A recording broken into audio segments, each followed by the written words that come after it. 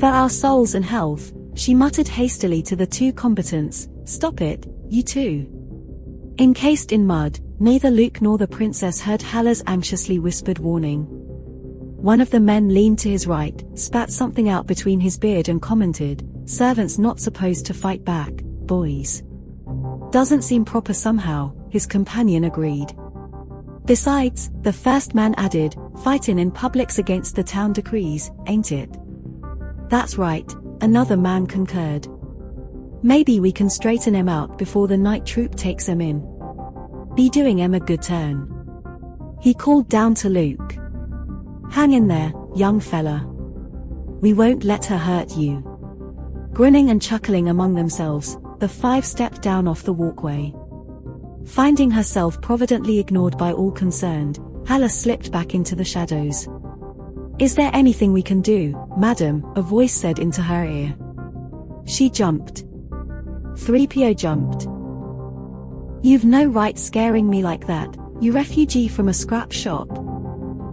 "I apologize, but my master and the lady." "Oh. Are you 3PO?" The droid nodded slightly. "And this must be R2. A beep sounded from a dim shape nearby. "We can't do anything yet, I'm afraid." She peered back out into the street. Maybe those bulk boys are just teasing. Two of the men pulled Leia off Luke. That provided them with a good glimpse of her for the first time. Their initial amusement abruptly shifted as less pleasant emotions surfaced. "Well now," murmured a barrel-chested individual with a Manchu mustache. "This is no droid servant, that's for sure." Leia became aware of the miner's stares. Several buckles and straps on the tight-fitting clothes had come undone while she'd been wrestling with Luke. Despite the coating of mud over them, their exposed areas were drawing an uncomfortable amount of attention. She felt as if something was crawling all over her under her clothing. Ignoring the mud and trying to draw the loose ends of her attire together, she drew herself up regally, announced with shaky dignity. "Thank you very much. This is a private matter. Now, if you'll all be so kind as to leave us to settle our differences." "Thank you very much, this is a private matter," one of the men echoed in a mincing tone. The others guffawed. The one with the beard leered down at her. "You're not a registered citizen, Lady Love."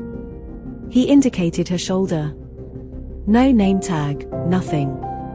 Fighting in a public streets against the law. Mine law says we got to apprehend anyone breaking the law when and where we can. Come here and let me apprehend you." He reached out a massive paw. Backing up a quick step, the princess continued to glare at them, but her confidence was seeping away like snow on a stove. "I can't tell you who I am, but if any of you put a hand on me, you'll answer for it." Barrel Chest moved closer. There was no humor in his voice and he did not smile at her. "Little mudhen, I'll put more than a hand on you." A slim form interposed itself between the princess and her would-be apprehender. "Look, this is a private argument and we can finish it ourselves, friend." "I ain't your friend, Sonny," the man said evenly, putting out a hand and shoving Luke backward. "Stay out of this. Your argument ain't important anymore." The princess let out a startled exclamation. One of the other men had slipped up behind her and had grabbed her around the chest with his left arm. Luke stepped over quickly, brought the edge of his palm down hard on the other's wrist. Letting out a hurt yelp, the miner stepped back, holding his wrist. It had grown deathly silent on the street. All eyes were focused on Luke now, not on the princess. The only sounds in the mist came from the distant jungle. "Sonny boy wants to play," snickered the man whose wrist Luke had clipped. "Resist in public apprehension." He flicked his right forearm.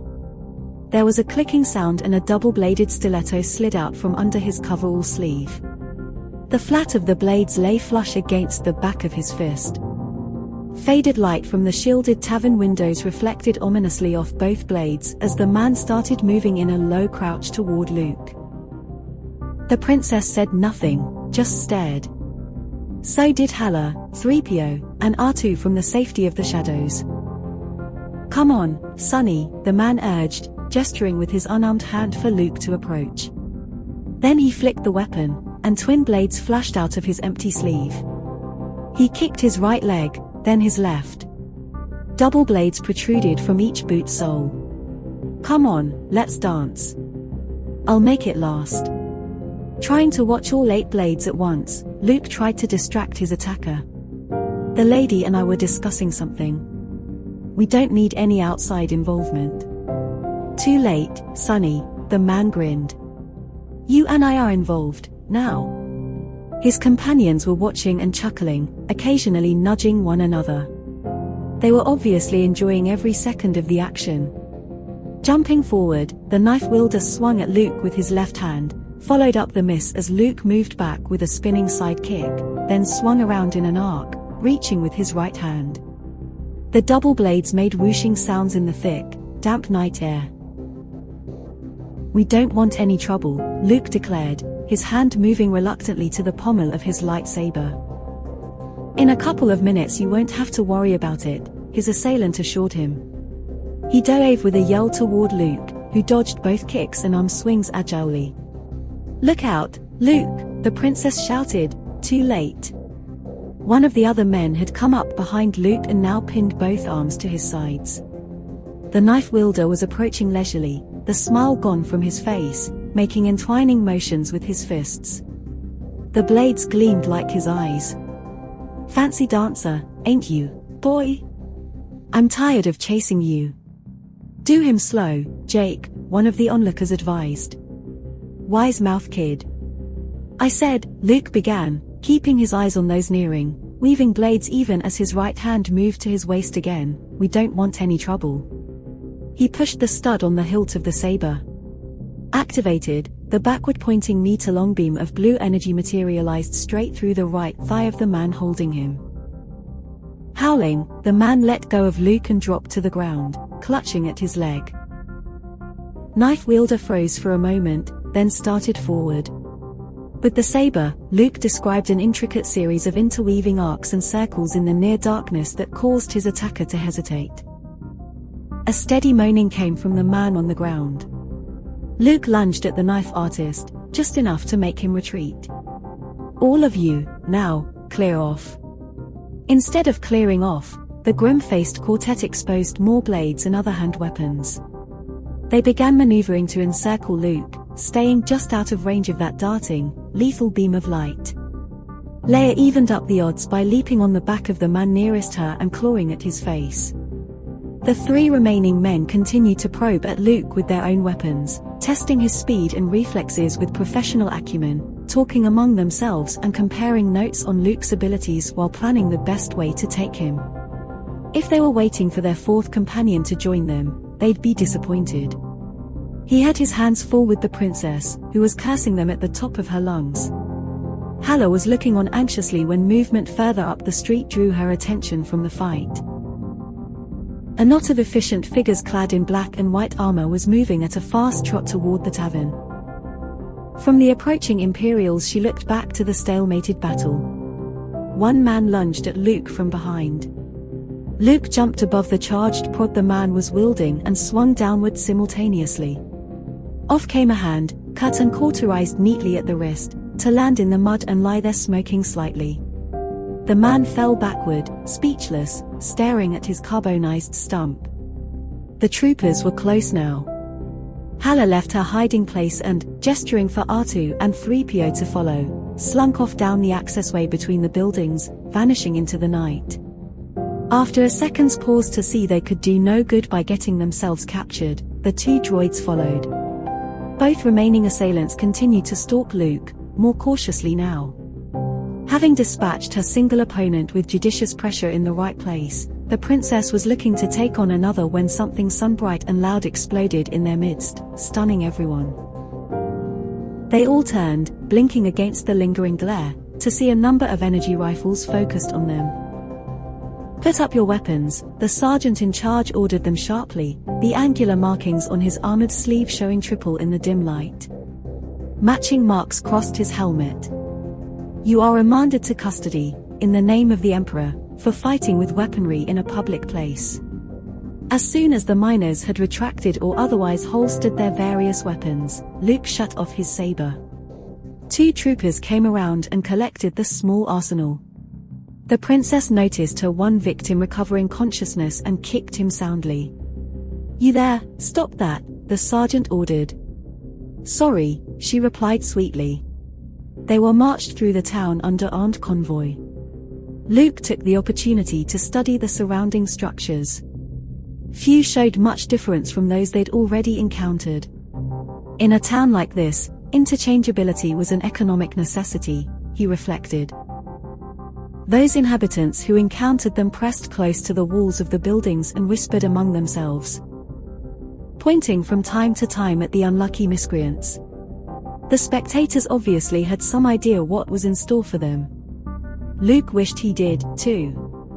"Where do you suppose they're taking us?" he murmured to the princess. "To the local jail, where else?" Luke nodded forward. "If that's it, I'm impressed." They were approaching a massive, forbidding ziggurat of ancient Mimbanian architecture. It was constructed of grey and black stone, exactly like the ruins Luke had spotted when searching for the princess's ship. The edifice towered, despite its roughly tapering shape, over the more recent, simpler structures of the mining town. "Not your average lockup," he commented softly as they strode under the thick stone arch over the entrance. Boldly, he queried the trooper next to him. "What is this place?" The helmeted soldier turned to him with, "Prisoners and violators of the law are to provide answers, not questions." Surprisingly, as they moved down a stone corridor lined with modern tubing and electronic componentry, the trooper volunteered some information. "This is one of the old temples built by the natives of this world." Luke's surprise was genuine. "You mean, those pitiful wretches who beg for drinks?" Unexpectedly, the man laughed. "Good, you've got a sense of humor. You'll need it. Greenies, building this. You must spend all your time in the mines." "Not me." The trooper swelled with self-importance. "I'm always trying to improve myself. As you know," he began, "there are several semi-intelligent races on this world, besides the Greenies. Some are more degenerate than the others. Whatever race built these places," and he gestured with his rifle at the stone roof arching overhead, "has long since died out. At least, insofar as the Imperial Survey has been able to determine." They turned another corner and Luke marveled at the size of the structure. "This one's been converted to house the mine offices and Imperial headquarters for Mimban." He shook his head. "You miners, you don't know much of anything except your own work." "That's true," Luke admitted, feeling no remorse at damning all miners. They hadn't been particularly hospitable to him since he'd landed in their company. "We're from another town," he added for good measure. The trooper's brief venture into camaraderie vanished and he replied coldly, "That may or may not be. You chronic brawlers lie a lot. Just because the Empire tolerates a limited amount of disorder here as a safety valve for you people is no reason to abuse the privilege. You make it tough on all your fellows." He pointed ahead, to the trooper who was hefting the satchel of confiscated weapons. "When killing devices are involved, it becomes more than a question of worker discipline. Charges will be brought. Too bad for you. I hope you get what you deserve." "Thanks," said Luke dryly. One of the miners grumbled, "Not our fault.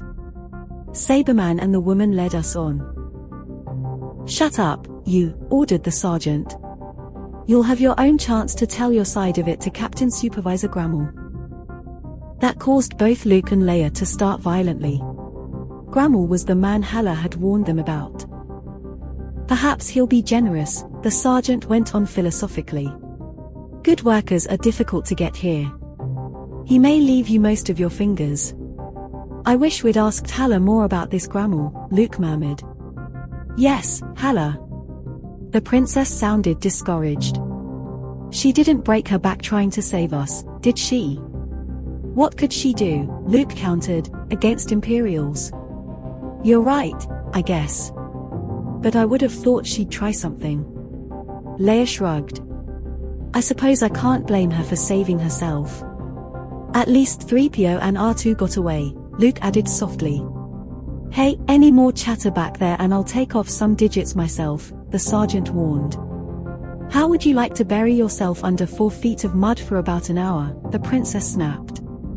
I wouldn't, admitted the sergeant calmly. How would you like your pretty tongue burnt out with a low-power blaster? Leia subsided. They were in enough trouble. She'd gain nothing by provoking them more. She concentrated her stare on the middle of the sergeant's back, trying to drive him insane. The sergeant showed no hint of being affected. Probably solid bone under the helmet, she mused. They turned a last corner and entered a large chamber. After the Spartan grey stone inside and out, the sybaritic furnishings here came as a shock. Real and artificial fur was used lavishly. Many of the creature comforts Luke would have associated with a far more developed world than Mimban were present. They were not flaunted, however, which indicated that the inhabitant of this chamber regarded them as his natural accoutrements. Across the chamber a single man sat behind an unimposing, functional desk. Bring them over, Sergeant. His bored voice was broken and gravelly. Luke thought he must have suffered some damage to his vocal cords. At a gesture from the sergeant, the 7 prisoners, including one with a limp and a crudely bandaged leg, were herded across the room to stand close by the desk. The most impressive thing about Grummel, Luke thought, was the reaction to him by the miners. All of their bluster and swagger had disappeared.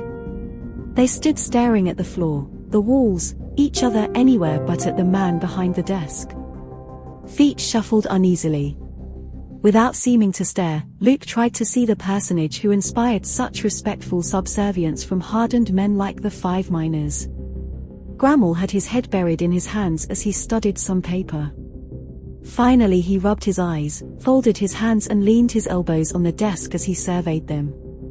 Grummel added no color to his surroundings.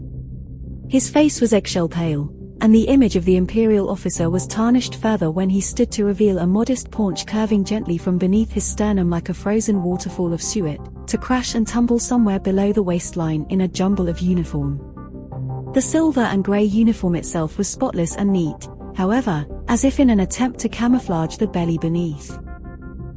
Above the tight, high collar the neck jumped out to a square jaw bordered by a drooping mustache. The line of that facial hair matched well the dour expression the captain supervisor wore habitually, Luke guessed. Tiny, penetrating eyes peered out from beneath brows like a granite ridge, overtopped by uneasy black and grey hair. This was a face that rarely laughed, Luke decided, and then for the wrong reasons. Grummel began examining each of the uneasy group in turn. Luke borrowed a hint from the miners and tried to concentrate solely on a stain on the 3rd floor. So these are the disturbers, who break the peace to fight with killing weapons, he observed disapprovingly. Once more that voice grated on Luke's ears, like a piece of rusty machinery long overdue for lubrication. Full of grimy squeaks and groans, it suited Grummel perfectly. Stepping forward smartly, the sergeant reported, "Yes, Captain Supervisor. Permission to take the 2 wounded to the infirmary." "Granted," said Grummel. He did not quite smile, but his permanent frown faded enough for his lips to straighten slightly. "For a time, they will be better off than those who remain here." Under guard, the handless miner and the one with the limp were taken from the room. Grummel resumed his examination of the remaining people. When he reached Luke and the princess, his mouth twitched as if someone had jabbed him with a pin. "You 2 I don't recognize. Who are you?" He came around from behind the desk, stood nose to nose with Luke. "You, boy. What are you?" "Just a contract miner, Captain Supervisor," Luke stammered, trying to sound appropriately terrified. It wasn't a difficult task. Nor did he mind a little verbal groveling if his life hung in the balance. Grummel moved to stare down at the princess. Now he smiled gingerly, as if the effort hurt him. "And you, my dear? You're a miner too, I suppose?" "No." Leia didn't look at him. She nodded briefly toward Luke. "I'm his servant." That's right, Luke said quickly. She's only my I can hear, boy, Grammel murmured. He stared back at her, ran a finger down one cheek. Pretty woman. She twitched out of his grip. Spirited, too. He looked at Luke. I congratulate you on your taste, boy. Thank you, sir. Leia glared at him, but what else could he have said? Your manners are probably matched only by your incompetence, the princess told him. Grammel merely nodded with satisfaction. Manners, he repeated. Incompetence.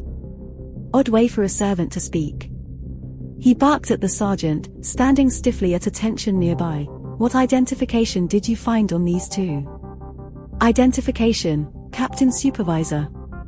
We assumed that it was standard, sir. You haven't checked their identification, Sergeant? Grammel inquired slowly. Succeeding only in giving the impression of a man sweating beneath his armor, the officer explained lamely, No, sir. We just assumed. Never assume, Sergeant. The universe is full of dead people who lived by assumption. He turned politely to Luke and Leia. Your identification now, please? Luke made a pretense of searching his clothing, tried to look stunned when the non-existent identification didn't materialize. The princess fought to imitate him. We must have lost it during the fight, he declared, and then hurriedly tried to change the subject. These 5-3 now attacked us without provocation and... It's a lie, one of the miners objected strenuously. He looked to Grammel for sympathy, found none. You, Grammel told the man very quietly, shut up. The man complied with alacrity. A trooper entered the chamber, called out ingratiatingly, Captain Supervisor. Grammel appeared irritated at the interruption. Yes, what is it? The trooper approached the desk, whispered something in Grammel's ear. Grammel looked surprised. Yes, I'll see him. He walked toward the door. A small cloaked figure entered and engaged Grammel in conversation. Luke couldn't make out more than an occasional word. Leaning over, he whispered to the princess, I don't like this, Leia. She whispered back tightly, You have this wonderfully evocative way about you, Luke, of reducing the most excruciatingly uncomfortable circumstances to the merely mundane. Luke looked hurt. The Captain Supervisor concluded his conversation with the stunted figure, which promptly bowed and scurried from the room. Idly, Luke wondered if the thing under the cloak was human or maybe one of the natives. His speculation was interrupted by Grammel's return. You miners started the fight, he stated in a no-nonsense tone, pointedly excluding Luke and Leia from that category. Oh, but Captain Supervisor, the largest of the three began obsequiously, we were provoked. We were trying only to uphold the town law about fighting. By breaking it, Grammel countered, and by attacking this young lady? It wasn't anything serious, the man ventured. We were only going to have a little fun, first. Your fun will cost each of you a half-time period's pay, Grammel declared. I'm going to be lenient with you. The three men hardly dared appear hopeful. The mine laws here are lax and permit you considerable leeway in terms of relaxation. Now he glowered at them. However, assault with intent to murder is not the Empire's idea of productive leisure. Whatever, he added as an afterthought, I may think personally. Emboldened, one of the miners decided to push his luck. Stepping forward, he announced. Captain Supervisor Grammel, I appeal the judgment. Grammel eyed the man the way a botanist would a new species of weed. You have that right. On what grounds? Shortness of trial and informality of circumstances, the man finally got out. Very well. Since I am the imperial law here, I will consider your appeal myself. Grammel paused a moment, then said easily, your appeal is rejected. Then I appeal to the Imperial Department of Resources representative in charge of mining operations, the man riposted. I want to see the judgment reviewed in another fashion. Certainly, Grammel agreed. He walked over to the wall behind his desk. Taking a long thin bar of plastic from its place there, he pressed the switch at one end as he came back around the desk. "The conversation has been recorded," he informed them all. He depressed another switch and the bar showed a moving line of words across its waxy surface. When the record had finished, he raised and abruptly thrust one end of the unyielding plastic into the argumentative miner's left eye. Blood and pulp squirted in all directions as the man collapsed, screaming, to the floor. One of his terrified companions bent over him, tried to staunch the flow of blood from the ruined socket. It ran in a steady stream down the man's face and coverall front. "You three are dismissed," Grammel told them perfunctorily, as if nothing unusual had happened. "Sergeant? Captain Supervisor? Take these three into the rear holding cells. Their two companions can join them as soon as they are well enough. Let them sit and think for a while. Record their names and identification codes so that they may more easily pay their fines. Unless," he finished conversationally, tapping the recorder rod in one palm, "someone else would like to appeal my judgment." As the two miners half-carried, half-dragged their unconscious companion to the exit, under guard, Grammel gestured at them with the rod. "He still has his eye, you know. It's recorded permanently on this. Bring him back when he recovers and I'll let him see it again." The sergeant saw the guards and miners out, then returned to stand watch beside the door. "I dislike these administrative details," Grammel said amiably to Luke and the princess. "But this is a largely unknown, unexplored world and I have little time to waste. Sometimes my decisions must be fast and harsh. Only the degree of their ability to devise more sophisticated debasements for themselves separates the human animals that work here from the natives. This kind of inventiveness has been a persistent and lamentable quality of mankind's for millennia. Realizing that as you must, I'm sure you too will be more sensible than those lower types who just left us." He sat back on the edge of the desk, commenced tapping his lower leg with the red-tipped rod. Luke watched it nervously. "I told you, Captain Supervisor," he reiterated, "we must have lost our identification in the fight. It must have fallen in the mud. If you'll just let us go back there I'm sure we can find it. Unless," he added with seeming concern, "someone came by after the fight and stole it."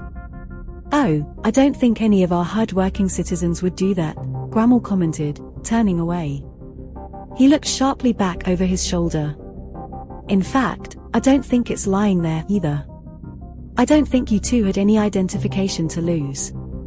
From what I've been told, you both are more than strangers to this town. You're strangers to the mine, to the Imperial presence here, to this very world. How you arrived undetected and unauthorized and in one piece I can't imagine." He gritted his teeth and added dangerously, "I will find out, however. I always find out what I want to know." "That's funny," noted the princess, "because you strike me as having a particularly limited capacity for learning." Her remark didn't faze Grammel. If anything, the princess's studied insults appeared to please him. "A little while ago, young lady, you called me incompetent. Now you belittle me intellectually. I am no intellectual, but I am also neither incompetent nor uneducated. I got that way by learning how to get answers to my questions. But your first comment was correct, about my manners." He drew back his left foot and kicked her in the left thigh with the point of his boot. Moaning in pain, the princess grabbed her side below the hip and sank forward to her knees. Her right hand stopped her fall while the other continued holding the bruised place. Luke raged inside but resolutely stared straight ahead. This was not the place or time to die. "However, I am straightforward," Grammel continued, gazing down at her. Using his leg again, he kicked her right arm out from under her. She fell forward, then rolled over and sat up, still holding her left leg. The captain supervisor kicked out sharply, catching the base of the spine but not hard enough to paralyze her. She wailed as both hands went to the small of her back and she fell over on her side, where she lay moaning. Grammel drew back his leg again. Unable to stand by any longer, Luke stepped between them, said rapidly, "If I told you the truth, Captain Supervisor, you wouldn't believe me.